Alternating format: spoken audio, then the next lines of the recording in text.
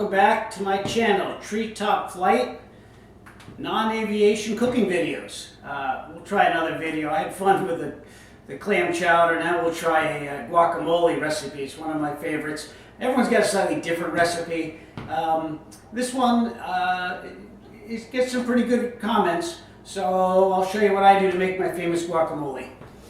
We start with serrano peppers, and this will be 4 small avocados, so this is about the amount for 4 avocados. I use serrano peppers. Some people use jalapeno, some use some others, but I like the serrano for flavor. The only problem is some of them are a little hotter than others, so if you put 2 in a small batch, it might be mildly spicy, or you might get a kick-ass version, but either way it's good. So what I do is I toast them first, a little bit of olive oil, just in the corner of the pan. Then I roll them to get the olive oil all over. Okay. And now those are going to sit there and cook, and I cook probably 3-4 minutes one side, 3-4 minutes the other side. Then I just turn them off and I let them cool down while I'm doing the others. Okay, I start with 4 semi-ripe avocados. Give them a cut in half. Open them up. Take the seed out by giving it a good chop with a knife. That pulls the seed out. It's got a little over-ripeness here. We'll just get rid of that. Okay, then I give it a couple swipes this way and a couple swipes this way. And then it just scoops out with a spoon, already kind of pre-cut into chunks. And that's how I get my avocados in there. Oh, be careful when you're cutting. Let's see if this little seed or knot here, sometimes if that goes into your guacamole, it ends up being a chewy or crunchy, and you want to make sure those don't fall in. So I usually pop them out with my finger, or after I cut them, if I get them, they'll come out. But that's the start of the avocados. With 4 avocados, I use 1 whole tomato. I use Roma tomatoes. They seem to have pretty good flavor. They stay together. And I cut them into chunks. Line them up like that. And I come down a couple times this way. Turn it this way.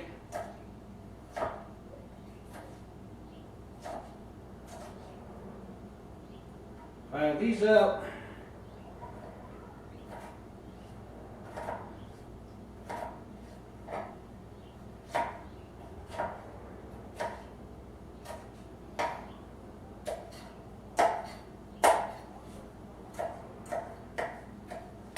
Okay, and that's how I cut my tomato. I get 1 tomato for 4 avocados. Okay, the next thing that I add are scallions or green onions.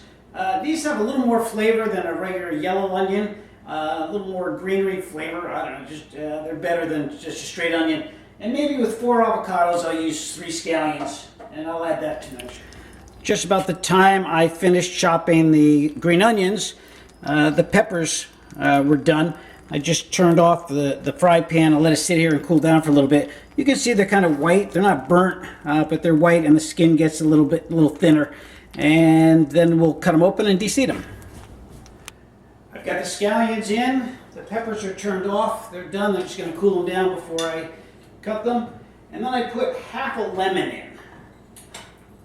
Some say lime. I've always used lemon and enjoy the flavor, but I guess you could put lime in instead. But, put in half a lemon. The next thing we're going to add is some cilantro.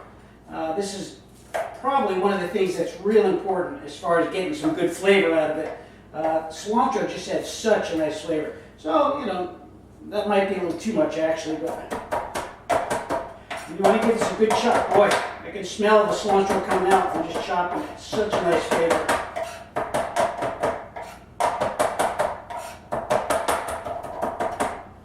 Yeah, that might be a little bit heavy. So maybe. What the heck? Okay, no, it's not heavy. That's just right. That's got the cilantro, then the peppers, and a little seasoning, and we're done. Okay, what I do for the peppers is I cut the end off. Ooh, they're still a little hot. Cut them in half. They're definitely hot. Usually I can just touch them.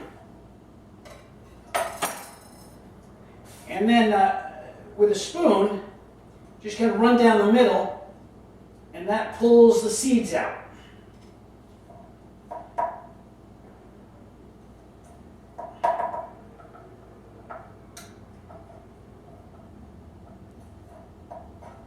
Oh, lost some pepper there.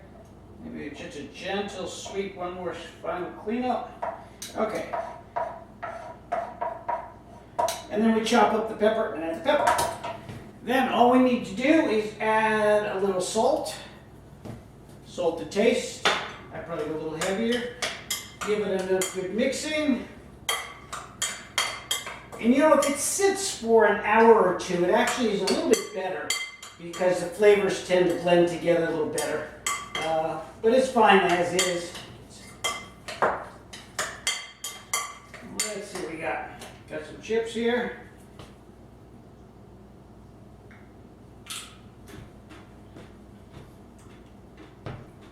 Yep, that's a good batch. So, thanks again for watching.